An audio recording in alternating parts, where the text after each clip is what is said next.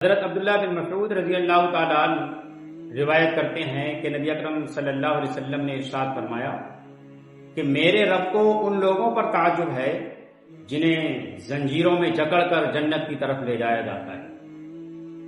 پھر اللہ کے رسول صلی اللہ علیہ وسلم نے ارشاد فرمایا کہ بتاؤ سب سے زیادہ دل فریب، سب سے زیادہ حسین، سب سے زیادہ تعجب انگیز ایمان کن لوگوں کا ہے؟ صحابہ نے عرض کیا اللہ کے رسول صلی اللہ علیہ وسلم فرشتوں کا ایمان۔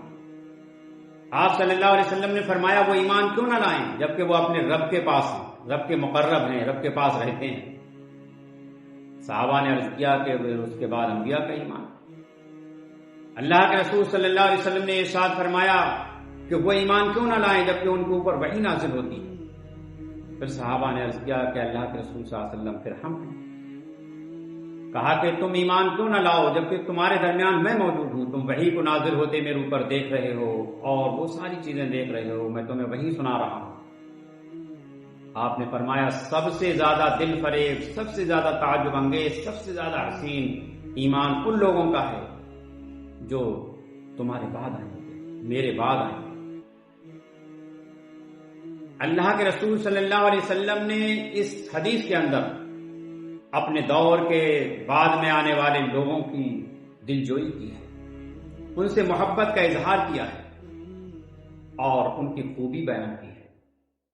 کہا کہ وہ صرف اوراق میں یعنی کتابوں میں لکھا ہوا اللہ کا کلام پائیں گے، نہ وہ میرا زمانہ پائیں گے، نہ صحابہ کا زمانہ پائیں گے، لیکن وہ اوراق میں قرآن پڑھ کر کے، اللہ کا کلام پڑھ کے اس پر ایمان لائیں گے۔ اس حدیث میں ایک بات اور کہی گئی ہے کہ میرے رب کو سب سے زیادہ تعجب ان لوگوں پر ہے جنہیں زنجیر میں جکڑ کر جنت کی طرف لے جایا جاتا ہے۔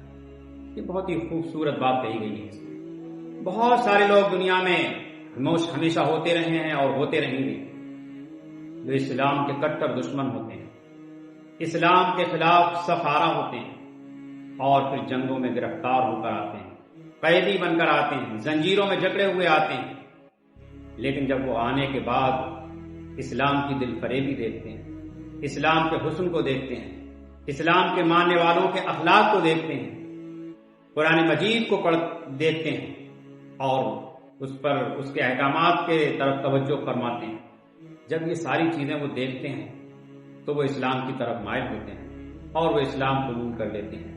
اس طرح وہ زنجیروں میں جکڑے ہوئے آئے تھے، لیکن اللہ تعالیٰ نے ان کو ایمان کی دولت سے نوازا اور وہ جنت کے مستحق ہو۔